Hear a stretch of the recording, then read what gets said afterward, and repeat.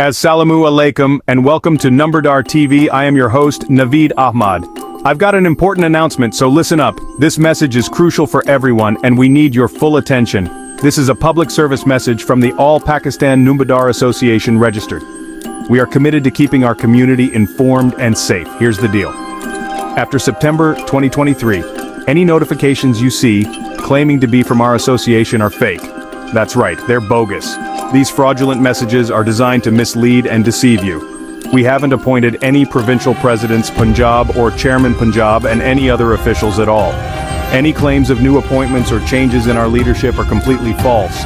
So if you come across any such claims, be skeptical, double check, and don't take any information at face value.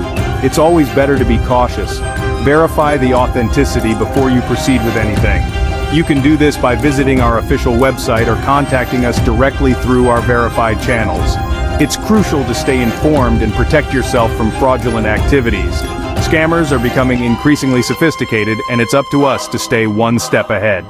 Thanks for tuning in, and remember to spread the word to keep everyone safe from these scams.